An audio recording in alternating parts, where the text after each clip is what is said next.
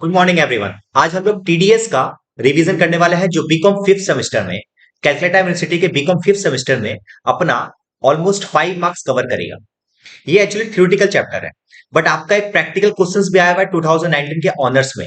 तो आपके examination point of view से 2019 का ऑनर्स में मैंने पहले ही बताया था, ये इंपॉर्टेंट है, आपको करके जाना है। तो ये प्रैक्टिकल क्वेश्चन भी मैं कराऊंगा इसी वीडियो के पूरे एंड में। ठीक है, मैं पहले पूरा थ्योरेटिकल टॉपिक कंप्लीट करूंगा। उसके पहले मैं एक बात बताता हूँ। हमारा यूट्यूब जो एनालिस्ट है, उस एनालिस्ट के अनुसार मोर देन 54% लोग ऐसे हैं जो मेरे वीडियोस को रेगुलर बेसिस पे देख रहे हैं, but they are not subscribing my channels.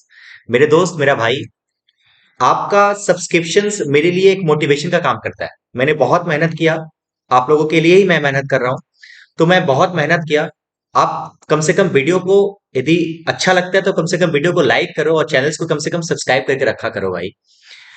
दूसरी बात, और जो बच्चे ऑलरेडी सब्सक्राइब कर चुके हैं तो प्लीज यार वीडियो को शेयर किया करो, क्योंकि तुम्हारे शेयरिंग ही मेरे लिए मोटिवेशन है। ठीक है, खैर छोड़ो, वो सब बात अलग है। अपने पढ़ाई करते हैं, अपना एग्जामिनेशन एकदम सामने है। सबसे पहला पार्ट है कि सैलरी का क्या है। पहले बताता हूँ टीडीएस का, मैं क्विकली रिवीजन कराता हूँ कि टीडीएस होता क्या है। देखो क्या होता है ना, देखो देश का आबादी कितना, 150 करोड़ के करीब। बट इंडिया में जो टैक्स रिटर्न भरते हैं ना, वो मुश्किल से 1 से 2 करोड़ रुपए, 2 करोड़ लोग ही हैं जो अपना टैक्स रिटर्न टाइमली भरते हैं। तो होता क्या है, देखो एक बार, कि गवर्नमेंट को तो टैक्स चाहिए, तो गवर्नमेंट को टैक्स नहीं मिलेगा तो गवर्नमेंट इंडिया को चलाएगा कैसे। तो इस केसेस में गवर्नमेंट क्या किया, एक स्कीम लगाया कि देखो एक बार, टैक्स की चोरी कब होती है, जब जैसे मान लो ये है ए, ये है बी। ए जो है ना, बी जो है ना, वो ए के अंदर में काम करता है। बी जो है वो ए के अंदर में काम करता है, तो ए जाहिर सी बात है इसको क्या देता होगा, सैलरी देता होगा। हाँ सर, तो सैलरी देता होगा। मान लो इसको सैलरी दिया, सैलरी इसके पास आ गया। बट ये गवर्नमेंट को टैक्स, मान लो इसका सैलरी करीबन करीबन 50 लाख रुपए है। बट ये 50 लाख के ऊपर गवर्नमेंट को टैक्स इसको भरना चाहिए था, ये टैक्स नहीं भरता। अब टैक्स नहीं भरता ना, तो अब देखो भाई क्या नुकसान है, टैक्स ये नहीं भरता। जब वो टैक्स नहीं भरता तो पब्लिक, गवर्नमेंट को तो नुकसान है ना इससे। तो गवर्नमेंट इस टैक्स को लेने के लिए गवर्नमेंट एक स्कीम लगाया कि चलो ठीक है, तुमको छोड़ देते हैं, इसी इसी को पकड़ते हैं। वो क्या किया ना, डायरेक्टली मालिक को पकड़ लिया और मालिक को बोला भाई सुन, तुम इसको सैलरी देता है ना, बोला हाँ सैलरी देते हैं। एक काम करना, जब जब तुम सैलरी देगा तब तब उसमें से टैक्स माइनस करके इसको सैलरी देना। मतलब मान लो तुम्हारा यदि 50 लाख का इसका सैलरी था, तो 50 लाख में 10 लाख रुपए मान लो टैक्स निकलता है, तो तुम इसको 40 लाख ही देना।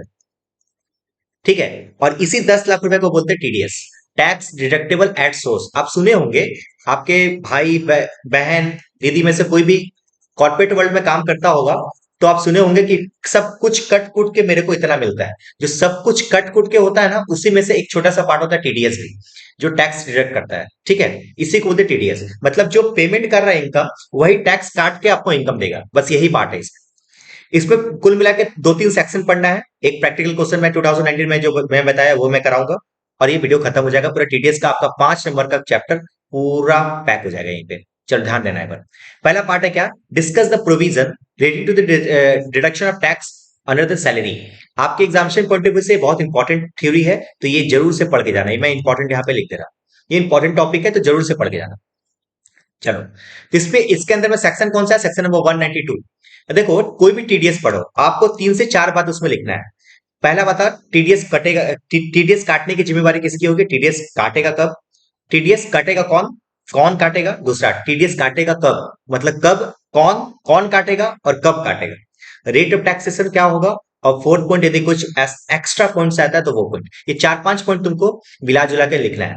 तो मैं यदि सैलरी के बारे में बात करूं, तो सैलरी का टैक्स कौन काटेगा, टीडीएस कौन काटेगा, जाहिर सी बात है जो मालिक सैलरी दे रहा है, जिसको बोलते हैं एम्प्लॉयर। तो देखो एक बार, पहला क्वेश्चन आप इस तरीके से भी एग्जाम में लिख सकते हो, कोई दिक्कत नहीं है। Who is responsible for deduct tax, any person responsible for paying any income. ये एनी इनकम का मतलब हो गया यहाँ पे salary, chargeable the under heads of salary. ठीक है, लिख दिया यहाँ पे, जिसको क्या बोलते हैं हम लोग, एम्प्लॉयर बोलते हैं। जाहिर सी बात है एग्जाम में यदि क्वेश्चन पूछे तो आप डायरेक्टली एम्प्लॉयर मत लिख देना, who is responsible to deduct TDS, employer, ऐसा नहीं। ऐसे लिखो, सजा के लिखो, जो भी बंदा सैलरी पेमेंट करता है जिसको एम्प्लॉयर बोलते हैं, वो टीडीएस काटेगा, खत्म। ठीक है, पॉइंट नंबर 1 ये पार्ट समझ में आया। पॉइंट नंबर 2, कब काटेगा, तो टीडीएस कब करता है, पेमेंट के टाइम पे। कब करता है बताओ, पेमेंट के टाइम पे टीडीएस करता है। जब सैलरी का पेमेंट होगा तब तब टीडीएस काट दिया जाएगा। रेट ऑफ टैक्सेशन क्या होगा, रेट ऑफ टीडीएस होगा। रेट ऑफ टीडीएस जो भी अपना, याद करो हम लोग टोटल इनकम में एक टॉपिक पढ़े थे, बेसिक एजम्पशन लिमिट। तो बेसिक एजम्पशन लिमिट में हम लोग पढ़े थे कि फर्स्ट 2.5 लाख तक कुछ टैक्स नहीं लगेगा, फिर 5%, फिर 20%, फिर 30%। तो उसी को एक एवरेज रेट उसी का एक एवरेज रेट लिया जाता है और उसी रेट के हिसाब से हमारा टीडीएस कटता है। यहाँ पे आपको सिर्फ और सिर्फ क्या लिखना है, प्रिस्क्राइब्ड रेट्स। क्या लिखना है बताओ, प्रिस्क्राइब्ड रेट। प्रिस्क्राइब्ड मतलब होता है आपके जो लॉ में लिखा हुआ है, फाइनेंशियल ईयर का जो लॉ है, फाइनेंशियल एक्ट में है, फाइनेंस एक्ट में जो भी रेट लिखा रहता है उस रेट से काटना पड़ेगा। ठीक है, आपको ऐसे लिख के एग्जाम में आना है। समझ में आया बात? देखो इसके ऊपर ना ऑलरेडी हम लोग क्लास में ना, जब मैं पढ़ाया था तो बहुत अच्छे तरीके से एक्सप्लेन करके मैं बताया था किस तरीके से टैक्स करता है। अभी रिवीजन क्लास है तो मैं उतना नहीं एलिब्रेट कर सकता। उसके बाद जो मेन टॉपिक है वो है पॉइंट नंबर 4। आप लिख सकते हो exemption relaxation from the following provision.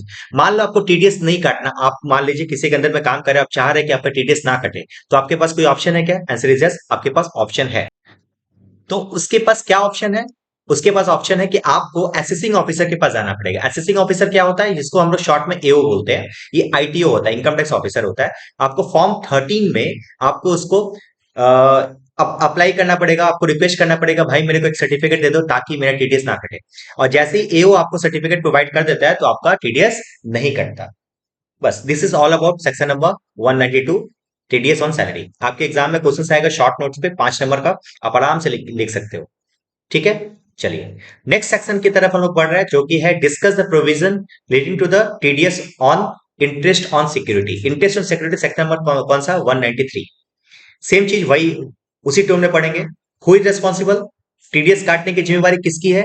जो इंटरेस्ट पेमेंट करेगा, बात खत्म। Any person who is responsible for payment of interest, जो भी बंदा पेमेंट करेगा इंटरेस्ट वो टीडीएस काटेगा, बात खत्म। नोट्स। अब देखो in the following cases TDS cases is not required to be deduct. यहाँ पे इस केसेस में अपना टीडीएस नहीं कटता है। पहला पहला केस देखो, interest payable to the resident individual और अ रेसिडेंट ऑफ एचयूएफ और debenture is not subject to the TDS. आप कोई भी पेमेंट कर रहे हो रेसिडेंट इंडिविजुअल को, रेसिडेंट एचयूएफ को, तो आपको टीडीएस नहीं काटना, यदि एक कंडीशन सेटिस्फाई हो गया तो। Point number 1, such debentures are issued by the company in which the public are substantially interested। जब ये आप उसके आपके पास जो डिवेंचर है वो डिवेंचर ऐसा डिवेंचर है जो कंपनी इशू किया था और सारा का सारा वो पब्लिक क्या कर रहा था। देखो क्या लिखा, issued by the company in which the public are substantially interested, मतलब इसमें बहुत सारा पार्ट, सब्सटेंशियल पार्ट पब्लिक के पास है। मतलब डिवेंचर का सब्सटेंशियल पार्ट किसके पास है? पब्लिक के पास है। तो उस केसेस में अपना टीडीएस नहीं कटेगा। सच डिवेंचर मे बी लिस्टेड और अनलिस्टेड, ये लिस्टेड भी हो सकता है और अनलिस्टेड भी हो सकता है। Point number 3 C, interest is paid by the company by an account payee cheque. हमेशा इंटरेस्ट कभी पेमेंट कर रहा है, यदि अकाउंट पे चेक के थ्रू पेमेंट हो रहा है तो आपको टीडीएस काटने की जरूरत नहीं है। और उसके बाद अमाउंट क्या होना चाहिए? 5000 रुपए से कम। ठीक है, तो फिर टीडीएस नहीं काटना। दूसरी बात, एनी इंटरेस्ट पेबल और एनी सिक्योरिटी ऑफ सेंट्रल और स्टेट गवर्नमेंट, सेंट्रल और स्टेट गवर्नमेंट से टीडीएस जो है उसके ऊपर देखो इतना डिटेल में नहीं पढ़ना, आपको जो पढ़ना है मैं बताता हूँ कहां से। आपको ये पॉइंट पढ़ लेना, ठीक है। ये याद है मैं बताया था अभी ऊपर में कि 4 पॉइंट आपको पढ़ना है, 4 टॉपिक। कौन काटेगा, कब काटेगा, रेट क्या होगा। ठीक है, तो यहाँ पे भी देखो ये कौन काटेगा, हु का आंसर है ये। ठीक है, हु इज रेस्पॉन्सिबल, जो जो भी इंटरेस्ट ऑन सिक्योरिटी पेमेंट कर रहा है वो उसको टीडीएस काटना है। आप ये नोट्स याद हो रहा है तो जरूर लिख लेना, क्योंकि एग्जाम में इसके ऊपर भी थ्योरी आ सकता है, इसलिए मैं इसको डाला। कैसे आ सकता है? ऐसे आ सकता है कि किस किस केसेस में अपने को टीडीएस नहीं कटता, तो ये सब केसेस में टीडीएस नहीं कटता। ठीक है, बट आपको मैं यदि ये एक पर्टिकुलर प्रोविजन के बारे में बात करूं तो आपको सिर्फ देखो पॉइंट नंबर 1 था who is responsible, point number 2 है when tax shall be deducted, tax कब कटता है। तो टैक्स कब कटता है, वहां पे पेमेंट के टाइम पे, और यहाँ पे 2 केसेस है, पेमेंट के टाइम पे और क्रेडिटिंग टू द पेई विच एवर इज अर्लियर। दोनों में से जो लोअर होगा, जो दोनों में से जो पहले आएगा वो तुम्हारा क्या हो जाएगा, अपना टीडीएस काटने का डेट हो जाएगा। रेट ऑफ टीडीएस क्या होगा? 10%। यहाँ पे रेट क्या है? फिक्स है 10%। बट यहाँ पे देखो 14/5/2020 से लेकर 31/3/2021 का है तो 7.5% टीडीएस करता है। आपको इतना डिटेल में नहीं पढ़ना, आपको क्या करना है, सिर्फ उसे लिखना है 10%, और ये जरूर लिख लेना, no surcharges health education से, ये सब चीज। ठीक है, बस और कुछ नहीं पढ़ना। समझ में आया बात? वो वाला जो ऊपर में पढ़े थे यहाँ पे भी है कि असेसिंग ऑफिसर के पास फॉर्म 13 में जाके आप सर्टिफिकेट ले लोगे तो आपको टीडीएस नहीं कटेगा। ठीक है, आगे बढ़ते हैं। नेक्स्ट सेक्शन टीडीएस, ये ज्यादा इंपॉर्टेंट है नहीं। ठीक है, discuss the provision relating to the deduction of TDS on dividend. Dividend के ऊपर टीडीएस कैसे कटता है, सेक्शन नंबर 194। देखो 192 सैलरी था, 193 इंटरेस्ट ऑन सिक्योरिटीज है, 194 है अपना डिविडेंड। इस केस में क्या है, वही चीज, हु इज रेस्पॉन्सिबल, जो भी पेमेंट करेगा। तो principal officer of a domestic company, dividend dividend कौन पेमेंट करेगा, डोमेस्टिक कंपनी पेमेंट करेगा, तो उस केसेस में क्या होगा, हमारा डोमेस्टिक कंपनी ही टीडीएस काटेगा। अब यहाँ पे भी वहां पे केसेस दिए कहां पे, जहां पे टीडीएस नहीं कटता। Point number one, no TDS shall be made if the dividend is paid to an insurance company. आप यदि डोमेस्टिक कंपनी इंश्योरेंस कंपनी को डिविडेंड पे कर रही है तो उसके ऊपर टीडीएस नहीं काटेगी। Point number two, no deduction shall be paid in case of share holders being the individual. Individual के केसेस में दो केसेस में टीडीएस नहीं कटता। Point number one, the dividend paid by the company by any mode other than cash, cash को छोड़ के कोई भी अदर मोड में यदि पेमेंट हो रहा है तो भी टीडीएस नहीं कटेगा। नेक्स्ट पॉइंट है, आपका टीडीएस का अमाउंट 5,000 से भी कम है तो फिर टीडीएस नहीं कटेगा। सिंपल। वेन टीडीएस कब कटेगा? At a time of payment. Salary के टाइम पे भी पेमेंट था, याद है? सैलरी के टाइम पे भी पेमेंट था। इंटरेस्ट ऑन सिक्योरिटी के में क्या था? पेमेंट और crediting to the party whichever is earlier था। और यहाँ पे क्या है? अपना पेमेंट। ठीक है, ये सबसे कीवर्ड से जहां पे आपको ध्यान रखना चाहिए। टीडीएस का रेट क्या होगा? 10% रेट। ठीक है, बस हो गया। आपको ये पढ़ना है तो वो कर लेना, फॉर्म 13 वाला पॉइंट सेम चीज है, सब में लिखना है। ठीक है, आगे देख। ये एग्जाम में आया हुआ क्वेश्चन है तो जरूर पढ़ लेना है बार। Discuss the provision relating to the deduction of interest other than interest on security. मतलब जो ऊपर बढ़े थे ना 193 को छोड़ के अदर कोई इंटरेस्ट मिला तो उस केसेस में क्या होगा? तो पहले देखो यहाँ पे आपको क्या पढ़ना है, देख लेना। मैं बताता हूँ, यहाँ पे देखो। एक मिनट रुक जाओ, नीचे तो दिया है क्या? नहीं, यहीं पे देखो। Following person are responsible for deducting TDS. TDS काटने का कौन कौन पर्सन रिस्पॉन्सिबल होगा? देखो, interest other than the interest on security. Following person are responsible to deduct TDS on interest other than interest on security to the resident person. Any person other than individual or HUF, individual और HUF को छोड़ के बाद में के सभी person. और individual और HUF तब होगा जब whose total sales gross receipt on turnover exceed कितना रुपया? देखो 1 करोड़ से ज्यादा और अपना 50 लाख से ज्यादा। इस केसेस में क्या होगा? अपने टीडीएस को काटना पड़ेगा। समझ में आया क्या? Yes sir. देखो, मैं थोड़ा सा ये क्लास में मैं बहुत अच्छे तरीके से एक्सप्लेन किया था। ठीक है, जो मेरे स्टूडेंट होंगे उनको समझ में आ रहा होगा कि मैं बहुत जल्दी जा रहा हूँ। बट मेरे पास कोई ऑप्शन नहीं, मेरे को शॉर्ट वीडियो बनाना है। शॉर्ट वीडियो में मेरे को पूरा का पूरा चैप्टर कवर करना है, तो मैं मेरे को थोड़ा सा फास्ट जाना हो। उसका नेक्स्ट पॉइंट क्या है? No tax shall be deducted if the during financial year interest payable by the payer or payee does not exceed 5,000। वही 5,000 रुपए से कम का यदि अमाउंट है तो आपको टीडीएस नहीं काटने की जरूरत नहीं है। ठीक है, बस इस केसेस में एक और यहाँ पे भी पढ़ लेना, ये वाला केसेस। जो 5,000 का अमाउंट था ना, यहाँ पे 40 या 50,000 है। इस केसेस में बैंकिंग कंपनी, कोऑपरेटिव और पोस्ट ऑफिस। Tax point.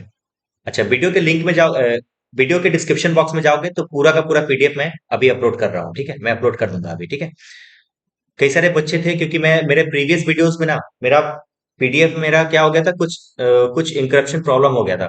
तो मैं उसको अपलोड किया था, मैं फिर इसको हटा दिया। मैं अभी क्या कर रहा हूँ, सारे के सारे चैप्टर्स आपको एक ही जगह पे यहीं पे मिल जाएंगे। ठीक है, तो आप डिस्क्रिप्शन बॉक्स में जाना, वहां पे आपको टीडीएस का ये मिल जाएगा। टैक्स रेट क्या होगा? टैक्स रेट 10% होगा। टैक्स रेट कब कटेगा? याद ना, ये वही वही जो 194 था, 193 था, same. Credit to the party और payment whichever is earlier होगा। ठीक है, बस हो गया। उसके बाद 194 बी पढ़ने जा रहे हैं। तो बी का मतलब मैं कोड बनाया था क्लास में, याद करो। बी का मतलब क्या होता है? बी का मतलब होता है भगवान। ठीक है, क्रॉस पजल्स लॉटरी के केसेस में, देखो क्रॉस पजल लॉटरी के केसेस में यदि कोई इनकम कमाते हो तो उस केसेस में टीडीएस कटेगा कि नहीं कटेगा? तो जाहिर सी बात है, देखो मैं इसको क्यों भगवान बनाया, क्योंकि भगवान भरोसे ही हम लोग लॉटरी खेलते हैं, इसलिए। तो याद रहेगा 194 बी। समझे बात? पहला पहला question, who is responsible? TDS कौन काटेगा? जो लॉटरी वाला बंदा होगा, जो लॉटरी खिलवा रहा है वो काटेगा। देखो, any person responsible for paying any person to income by way of winning. जो भी बंदा इनकम दे रहा है by way of winning, but याद रखना इसका अमाउंट कितना होना चाहिए? 10,000 से ऊपर होना चाहिए, तभी आपका टीडीएस कटेगा। कितना रेट होगा? रेट ऑफ टैक्सेशन क्या होगा? 30%। ठीक है, रेसिडेंट पर्सन के केस में। नॉन रेसिडेंट के केसेस में क्या होगा? 30% plus surcharges plus health and services, तीनों चीज लेंगे। ठीक है, if such person is more than 10,000, such more than 10,000 then tax shall be deductible on the whole amount. मतलब देख, हाँ यहाँ पे समझ लो, किसी को कोई यदि लॉटरी से कमाया 11,000 रुपया, तो ऐसा नहीं है कि उसको 10,000 तक का छूट मिल जाएगा। पूरा का पूरा 11 पे उसका टैक्स लग जाएगा, 30%। ठीक है, ऐसा कुछ अमाउंट देख लेना, शायद यही आ रहा है कि छोड़ो। ठीक है, मेरे कहने का मतलब ये है कि 10,000 तक का छूट ऐसा नहीं है। 10,000 से ऊपर यदि 10,100 रुपया भी कमाओगे ना, तो उस केसेस में क्या होगा? 10,100 के ऊपर पूरा का पूरा 30% लग जाएगा। तो याद रखना, कभी भी आप लॉटरी जीतने जाओ तो या तो 10,000 या फिर 9,999 जीतो, या फिर तुम क्या करो, पूरा ही अच्छा खासा जीतो, तो ही आपको फायदा है। यदि थोड़ा सा बढ़ जाएगा ना, तो आपका 30% टैक्स लग जाएगा। ये क्लास में मैं बहुत अच्छे तरीके से एग्जाम्पल से समझाया था। ठीक है, चलो, हो गया ये। मैं बताया ना, देखो टीडीएस का ये चार चार ही चीज तुमको समझना है। पॉइंट नंबर वन क्या समझना है? पॉइंट नंबर वन तुमको समझना है कि सर आपका टीडीएस कौन काटेगा। Point number to, tax rate क्या होगा, कब कटेगा, और तुम्हारा कुछ एक्स्ट्रा कुछ प्रोविजंस है तो वो सब। ठीक है। यहाँ पे कब कटेगा, देखो रेट पढ़ लिए, कब कटेगा तो at a time of payment, payment के टाइम पे ही टीडीएस कटेगा। देखो इसमें मैं बताया था कि तुमको, मैं जैसे मान लो तुम लोग देखा होगा लॉटरी में, कभी कभी कोई लोग क्या करता है ना, कोई गुड्स जीतता है, मान लो कोई कार जीत लिया, कोई कार जीत लिया, तो कार का मान लो कॉस्ट है 1 करोड़ रुपया। तो आपका कार का 30% टीडीएस कैसे काटेगा? क्या चक्का उक्का निकाल के दे देगा क्या? आंसर इज नहीं। तो उस केसेस में क्या होता है ना, आपको कार के केसेस में आपको इसका 1 करोड़ का, इसका कार का वैल्यू है, तो 1 करोड़ का 30% कितना होगा? सर आपका होगा 30 लैक्स। तो 30 लाख रुपीस आपको पेमेंट करना होगा। आपको 30 लाख रुपीस पेमेंट करना होगा, तब आपको 1 करोड़ का कार मिलेगा। ठीक है। तो जो एडवर्टाइजमेंट दिखता है ना अपने को, एडवर्टाइजमेंट एक्चुअल में वो है नहीं। समझ लो, 30 लाख रुपए में आपको पेमेंट करोगे तब जाके आपको 1 करोड़ का कार मिलेगा। तो कई सारे लोग ऐसे भी होंगे जो 1 करोड़ का कार जीत भी लेते हैं, बट 30 लाख रुपए नहीं है, तो नहीं है, तो फिर आपका प्राइस मिलेगा नहीं। This is all about my man. आगे 194 बी, नेक्स्ट सेक्शन पढ़ते हैं 194 बीबी। बीबी का फुल फॉर्म मैं बताया था, भाग बसंती। भाग बसंती। याद करो शोले पिक्चर। बसंती कौन था? बसंती, बसंती वो घोड़ी थी, घोड़ी घोड़ी। तो उस केसेस में यहाँ पे क्या था, एनी पर्सन, ये किसके ऊपर है पता है? विनिंग फ्रॉम हॉर्स रेसेस, इसलिए मैं इसका नाम रखा भाग बसंती। Who is responsible? जाहिर सी बात है, वो भाग बसंती का जो पेमेंट कर रहा है वो रिस्पॉन्सिबल होगा। एकदम सेम चीज, 10,000 से ऊपर का पेमेंट होना चाहिए। ठीक है। यहाँ पे भी सेम पॉइंट बोला गया कि 10,000 से ऊपर 1 रुपया भी बढ़ेगा तो आपको पूरा 30% लग जाएगा। रेट ऑफ टैक्स कितना होगा? रेट ऑफ टैक्स अभी के लिए समझ लो 30% है। कितना है बताओ? रेट ऑफ टैक्स 30% है। 194 बी जो पढ़े थे ना, 30% रेसिडेंट के केस में, नॉन रेसिडेंट के केस में क्या था? 30% plus surcharges plus cess, ये तीनों को तीन, बस वही चीज है जो 194 बी में था, 194 बीबी में भी सेम है। कब पेमेंट होगा? जब पेमेंट होगा। समझ गए क्या? Yes sir. उसके बाद एक और शॉर्ट क्वेश्चन आता है आपके 10 के ऊपर, टैक्स डिडक्टेबल अकाउंट नंबर। चलिए, 10 बहुत इंपॉर्टेंट है, तो ध्यान रखना है। पर 10 क्या होता है मैं बताता हूँ, शॉर्ट में तुमको समझा रहा हूँ। देखो 10 एक 10 डिजिट का अल्फा न्यूमेरिक कोड है। मतलब यहाँ पे आपको 10 डिजिट का एक नंबर है, जो नंबर में आपका अल्फाबेटिक्स है और नंबर भी है। ठीक है, पहली बात। पहला बात तो आप ये लिखोगे। दूसरी बात ये लिखोगे कि किसको अलॉट होता है। याद रखना, ये जो 10 है ना, वो उसको अलॉट होता है जिसको टीडीएस या फिर टीसीएस कलेक्ट करना है, मतलब टीडीएस या फिर टीसीएस काटना है। अभी ऊपर में पढ़े थे ना कि एम्प्लॉयर को टीडीएस काटना है, तो एम्प्लॉयर को भी टीडीएस और ये टैन नंबर उसके पास होना चाहिए। टैन नंबर होगा तभी वो टीडीएस और टीसीएस काट सकता है। ठीक है। तो टीडीएस काट जिसको टीडीएस जिसको काटना है उसी के लिए टैन नंबर जरूरी है। कोई भी इंसान के पास एक से ज्यादा, not more than one TDS tan हो सकता है, मतलब किसी भी आदमी के पास एक से ज्यादा टैन नंबर नहीं हो सकता। ठीक है। उसके बाद पॉइंट नंबर 4, कि यदि इस ये टैन नंबर आपका जरूरत नहीं है, दो केसेस में, 194 194 आईए और 194 आईबी। आपको अभी के लिए सेक्शन पढ़ना है, मैं शॉर्ट में तुमको समझा दे रहा हूँ। आईए और आईबी बेसिकली इमूव प्रॉपर्टी के बारे में बात करता है, और ये जो है 50,000 रुपीज से इंटरेस्ट के ऊपर बात करता है। ठीक है। ठीक है। तो ये इसके ऊपर टैन नहीं लगता। आपको चार बात मैं बता दिया, आपको इसको एक्सप्लेनेशन के साथ लिखना है। फिर से सुनो। टैन क्या होता है? 10 डिजिट का अल्फा न्यूमेरिक कोड है, जो डिपार्टमेंट देता है उन सारे लोगों को जिसको टीडीएस और टीसीएस काट। एक आदमी के पास एक टैन नंबर से ज्यादा नहीं हो सकता। ये टैन नंबर जरूरी नहीं है दो सेक्शंस में, 194 आईए 194 आईबी। उसके बाद पॉइंट नंबर 5 लिखना है आपको कोटेशन। टैन नंबर आपको लिखना कहाँ कहाँ है, याद रखना। एक बार यदि आपको टैन नंबर मिल गया तो आपको वो हर जगह पे लिखना है। हर जगह मतलब कहाँ कहाँ पे? हर एक चालान में आपको लिखना पड़ेगा। जब आप टीडीएस काटोगे तो जब चालान दोगे ना, जिसको पे स्लिप बोलते हैं, उसमें आपको टैन नंबर स्पेसिफाई करना जरूरी है। गलत स्पेसिफाई करोगे पेनल्टी लग जाएगा। ठीक है। सर्टिफिकेट, जो भी आप सर्टिफिकेट देते हो 203 में, आपको सेक्शन याद नहीं करना, छोड़ देना। ऐसे लिख देना ऑल सर्टिफिकेट्स। इस केसेस में टैन नंबर आपको डालना जरूरी है। उस केसेस में उसके बाद फिर यहाँ लिख देना, ये याद रखना, ये छोड़ भी। अच्छा, क्वार्टरली, तुमको क्वार्टरली इसमें रिटर्न भरना पड़ता है। एक और बात लिख सकते हो आप, पॉइंट नंबर 6, यहाँ पे आपको क्वार्टरली रिटर्न भरना पड़ता है। ठीक है। हर एक 3 3 महीने में आपको रिटर्न भरना पड़ता है, गवर्नमेंट को बताना पड़ता है। और उसके बाद आप जो रिटर्न भरोगे, फाइनल रिटर्न भरोगे, उस रिटर्न में भी आपको क्या करना पड़ेगा? टैन नंबर स्पेसिफाई करना पड़ेगा। देखो मैं बताया था ना, 194 आईए 194 आईबी यहाँ पे लिखा हुआ है। This is all about TAN. ठीक है। और this is all about TDS as well. एक सिर्फ प्रैक्टिकल क्वेश्चंस बचा हुआ है, वो हम लोग फटाफट से अभी देख रहे हैं। मेरा वो प्रैक्टिकल क्वेश्चंस के लिए ना उसका लिंक मैं अलग दे रहा हूँ, क्योंकि इसमें मैंने इसको इंकॉर्पोरेट नहीं किया जो 2019 में आया हुआ था। मैं अलग से मैं उसका पीडीएफ डालूंगा, उसका भी लिंक मैं नीचे डिस्क्रिप्शन बॉक्स में दे दूंगा, उसको डाउनलोड करके जरूर कर लेना।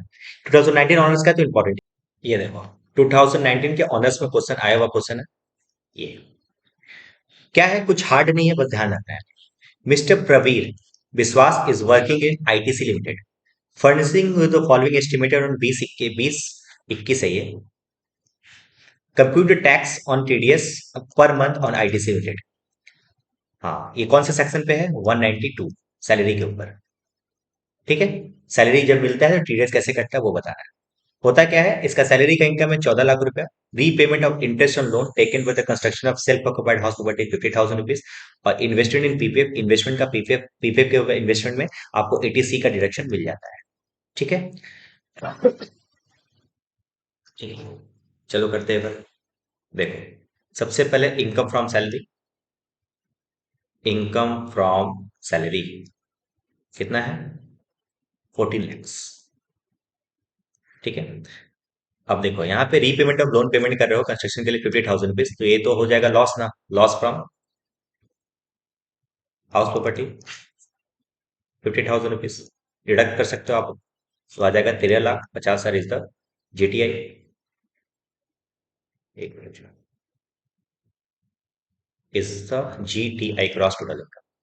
जीटीआई से आप क्या करोगे, लेस करोगे 80 सी का डिडक्शन।